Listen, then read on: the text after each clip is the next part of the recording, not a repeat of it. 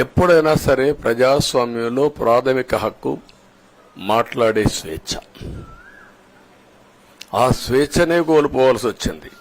అదే కాదు, బ్రతికే స్వేచ్ఛ, ఆస్తులు పెట్టుకునే స్వేచ్ఛ, ఇవన్నీ కోల్పోయే పరిస్థితి వచ్చింది. అందుకే మీరు చూస్తే మొన్న ఎలక్షన్లో సరే ఏ విధంగా మేమందరం కలిసాం అవన్నీ మాకంటే ముందు మీకే తెలుసు. కలిసినప్పుడు ఎవ్రీ ఈవెంట్ ఇవి వేదిక నుంచే ప్రారంభించాం.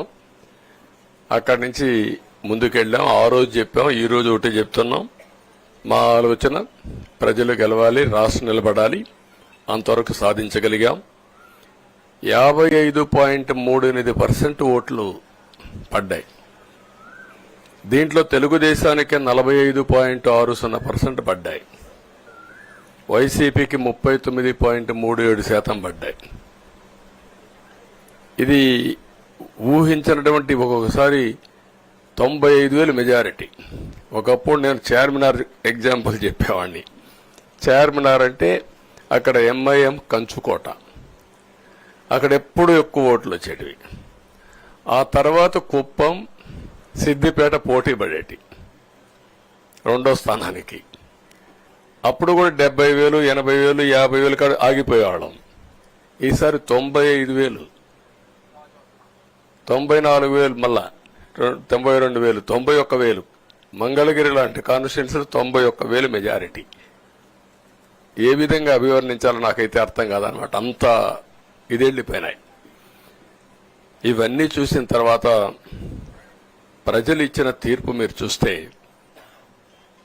అహంకారం, నియంతృత్వం, విచ్చలవిడితనం, ఏదంటే అది చేస్తాననుకుంటే ప్రజలు క్షమించే పరిస్థితులు లేరు.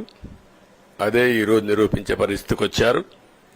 ఒక మాటలో చెప్పాలంటే ఈసారి వీళ్ళు చేసింది గుణపాఠం పాలకులకు కాదు, అవినీతి అహంకారంతో ముందుకు పోయే ఎలాంటి ధ్వంసకారులకైనా ఇదే జరుగుతుందని నిరూపించారు ప్రజలు.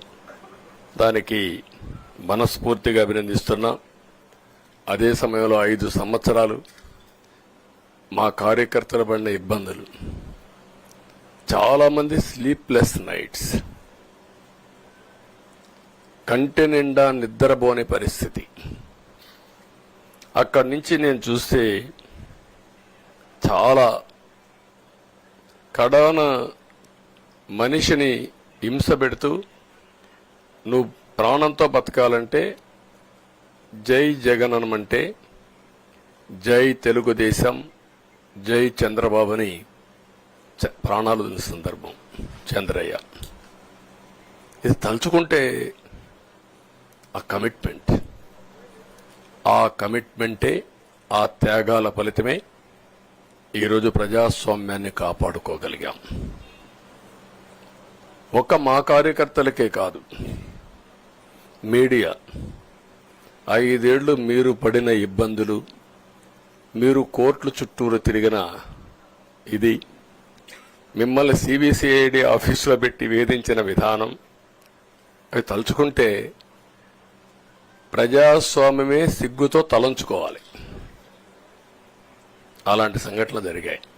మేనేజ్మెంట్ని ఒకరినని కాదు, ఎవరినైనా పట్టుకురావచ్చు, ఏదైనా చేయొచ్చు అనే ధీమా వచ్చేసి ఇష్టానుసారంగా ప్రవర్తించే పరిస్థితికి వచ్చారు.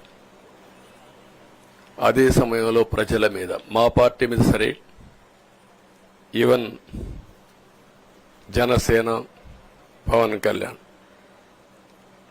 ఆయనకు కూడా స్వేచ్ఛ లేదు. ఎక్కడైనా సరే విశాఖపట్నానికి వెళితే ఉన్న పళంగా విశాఖపట్నం నుంచి వెకేట్ చేయాలని తిరిగి, అంటే నగర బహిష్కరణ. ఒక నాయకుడిని నగర బహిష్కరణ చేస్తే కారణం చెప్పకుండా ఇంకా వేరే వాళ్ళ కథ ఏముంటుందో మనం ఆలోచించుకోవాల్సిన అవసరం ఉంది. కేసులు పెడితే ఎందుకు పెట్టావు కేసు అని అడిగితే దానికి సమాధానం చెప్పకుండా ముందు నిన్ను అరెస్ట్ చేస్తున్నాం, తర్వాత కేసు డీటెయిల్స్ ఇస్తా ఉంటారు. ఇలాంటి చాలా జరిగాయి. ఇవన్నిటికీ పరిష్కారం కోసం ఈరోజు మనం చూసిన తర్వాత ఇది మాకేదో అధికారం అని మేము అనుకోవడం లేదు, ఒక బాధ్యత. మేము పాలకులమే కాదు సేవకులం అని చెప్పి నినాదానికి శ్రీకారం చుట్టారు. ఇవన్నీ గుర్తుపెట్టుకొని